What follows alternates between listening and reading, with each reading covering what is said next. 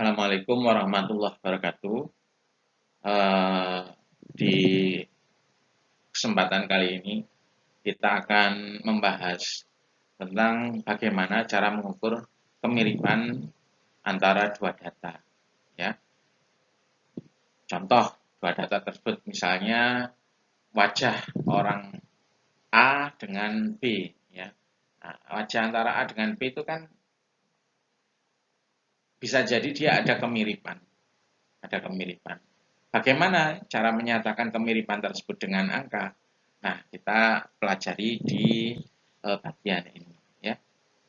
Metrik untuk menilai kemiripan antara dua data itu bisa menggunakan similarity. Ya. Ini. Similarity atau menggunakan dissimilarity. Jadi boleh similarity atau dissimilarity. Nah, kita masuk dulu ke similarity. Apa itu similarity? Similarity adalah nilai yang menunjukkan kemiripan antara dua data. Ya. Nah, similarity itu ring nilainya antara 0 sampai 1. Makin besar nilai similarity, maka dua data tersebut makin mirip. Ya. Makin kecil, makin tidak mirip. Sebagai contoh, misalnya saya punya dua data A dengan B. Ya, A dengan B.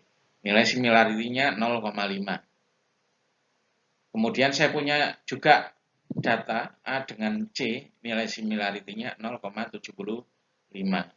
Nah, A dengan C itu lebih mirip ketimbang A dengan B. Kenapa? Karena similarity antara A dengan C itu lebih besar dari A dengan B. Nah, itu ya similarity. Saya ulang lagi, similarity menunjukkan kemiripan antara dua data. Ring nilainya 0 sampai 1, makin tinggi, maka kemiripannya makin besar. Kita juga bisa menggunakan dissimilarity ya. Kadang-kadang ada yang menyebutnya distance. Dissimilarity atau distance itu nilai yang menunjukkan ketidakmiripan antara dua data. Ya. Jadi dissimilarity ringnya itu juga antara 0 dengan 1. Antara 0 dengan 1. Makin besar nilai dissimilarity-nya, maka kebalikan dengan similarity ya. Untuk dissimilarity makin tidak mirip. Makin besar makin tidak mirip. Makin kecil makin mirip. Contoh, saya punya data A dengan B. Dissimilarity-nya atau distance-nya 0,5. Antara A dengan C, dissimilarity atau distance-nya 0,25. Maka antara A dengan C itu lebih mirip ketimbang A dengan B. Kenapa? Karena antara A dengan C itu dissimilarity atau distance-nya lebih kecil. Ya.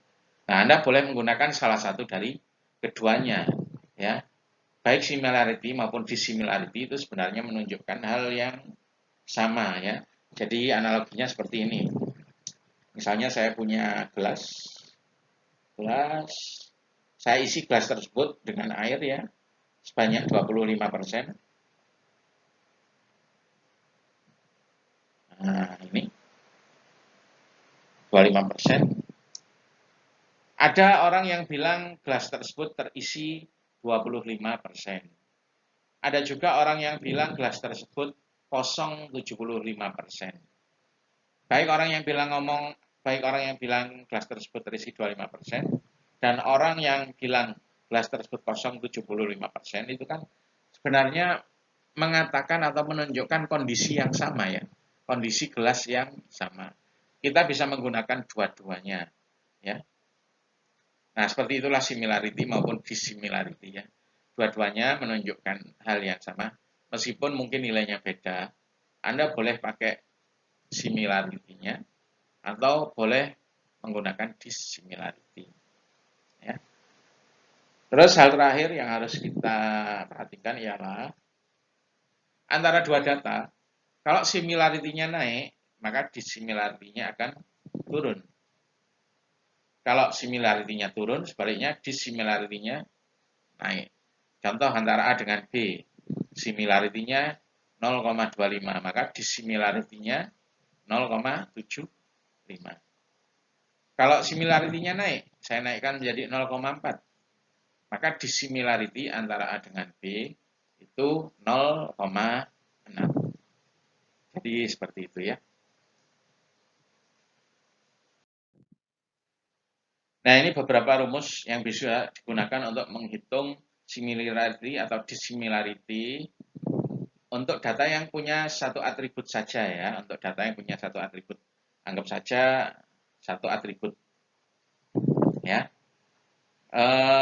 Yang pertama untuk atribut nominal ya, untuk atribut nominal. Untuk nominal ini adalah data yang berbentuk kategori ya, kategori. Misalnya golongan darah. Golongan darah ada O, ada A, kemudian ada AB. Bagaimana cara menghitung similarity untuk data berbentuk kategori nominal? Nah, untuk menghitung similarity-nya kita pakai rumus ini. Rumus yang ini ya. Kalau P dan Q, P itu data pertama, Q itu data kedua sama, ya, itu maka similarity-nya 1. Kalau P tidak sama dengan Q, similarity-nya 0. Contoh, misalnya saya punya data golongan darah 2 orang, ya. Orang pertama A, orang kedua B, maka similarity-nya 0, ya, karena tidak sama. Kalau misalnya saya punya data lagi C, C itu juga A. Jadi A golongan darahnya A, C orang C golongan darahnya A juga. Karena sama, maka similarity-nya 1. Nah, saya harap untuk yang konsep tersebut sudah jelas ya. Kemudian bagaimana menghitung dissimilarity? Itu kebalikannya ya. Kebalikannya untuk dissimilarity itu kalau datanya sama, maka dissimilarity-nya 0. Kalau datanya berbeda, dissimilarity-nya 1. Orang pertama golongan darahnya A. Orang kedua B. Kalau pakai dissimilarity, maka dissimilarity atau distance-nya adalah 1. Tapi kalau pakai kalau misalnya ada orang ketiga, golongan darahnya A juga, antara orang pertama yang A dan orang ketiga yang A, maka dissimilarity-nya 0 karena nilai datanya sama. Ya.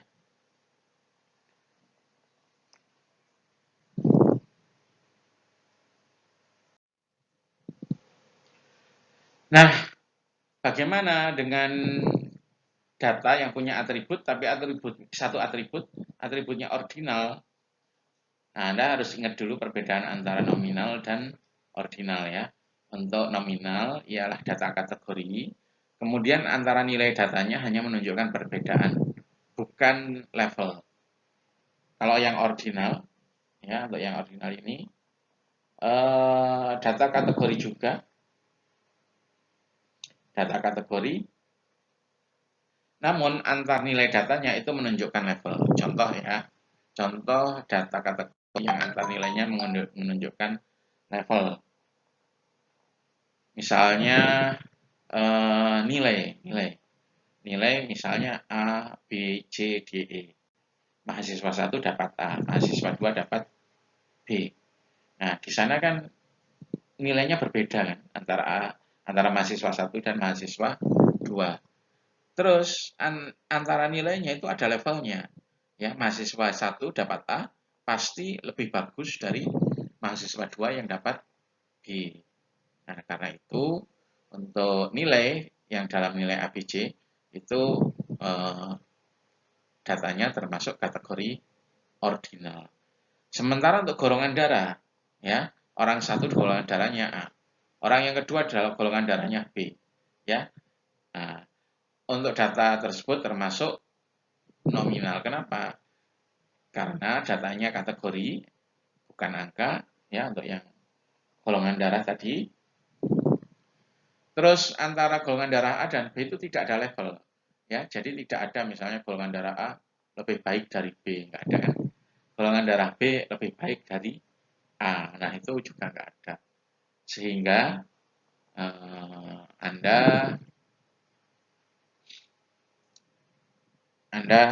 eh, tidak bisa mengatakan golongan darah A itu lebih tinggi dari B atau sebaliknya.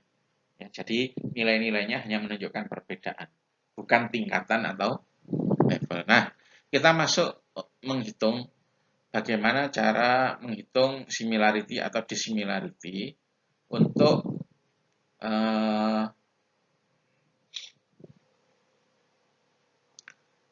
data yang punya satu atribut saja, ini masih sederhana, tapi atributnya berjenis ordinal ya, ordinal.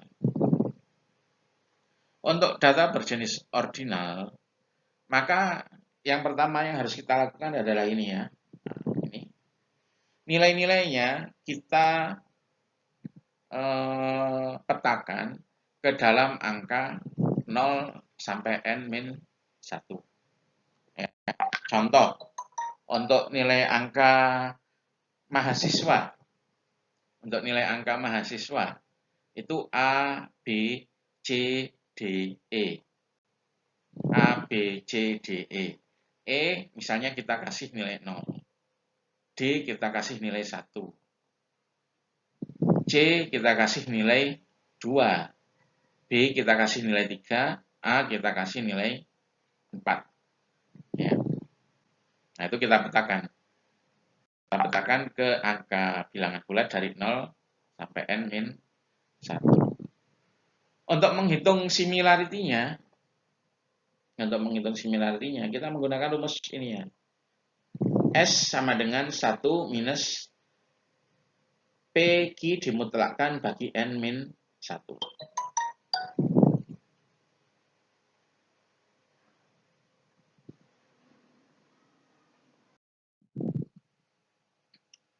Nah, kita lanjutkan ya, membahas cara perhitungan similarity atau dissimilarity antara dua data yang atributnya hanya satu atribut ordinal.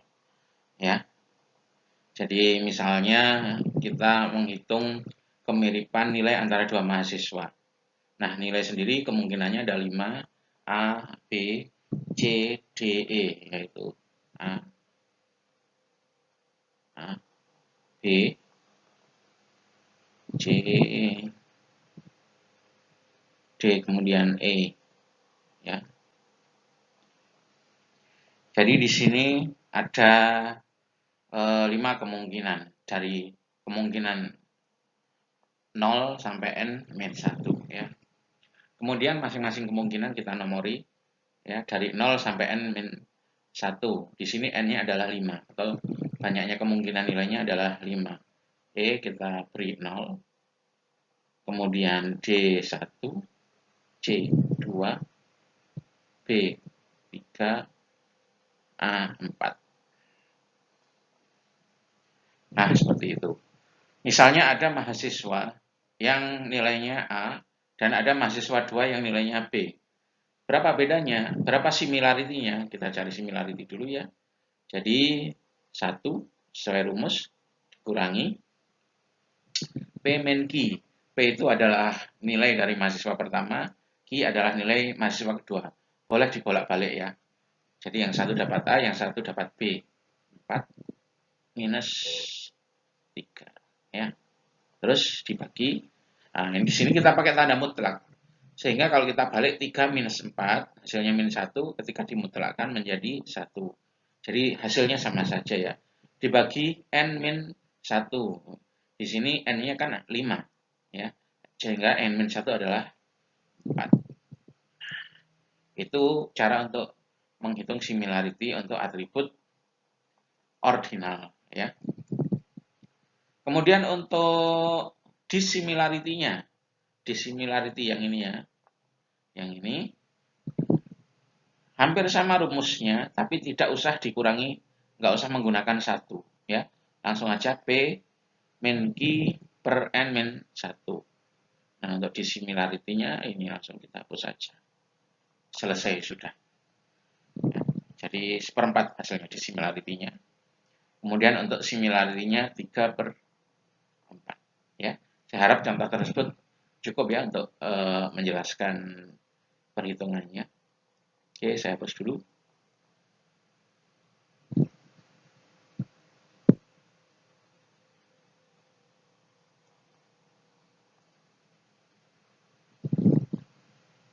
Nah, kemudian untuk data yang sifatnya numerik. Numerik itu ada yang interval, ada yang rasio. Nah, untuk interval atau rasio itu dissimilarity-nya rumusnya seperti ini ya.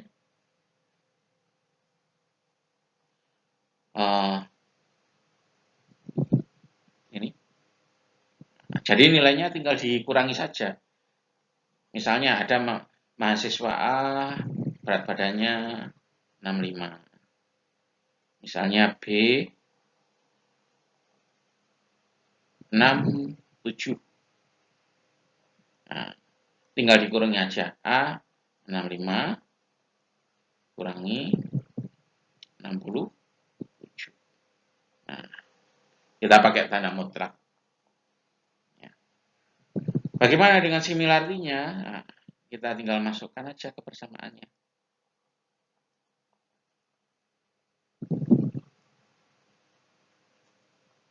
Ya, ini untuk similarity. Ya. Untuk yang data numerik itu ada beberapa alternatif rumus yang bisa kita pakai ya, ada 3. Nah, saya kasih contoh misalnya untuk yang pertama pakai rumus S sama dengan min D. Nah, untuk yang contoh barusan kan similarity-nya 2. Dissimilarity-nya adalah dissimilarity-nya sama dengan minus 2. Itu kalau pakai rumus yang pertama. Kalau pakai rumus yang kedua, S sama dengan 1/1 plus D. Ya. S sama dengan 1/10 plus D. Contoh sebelumnya dissimilarity-nya 2, karena itu similarity-nya tinggal dimasukkan aja. Nah, seperti itu.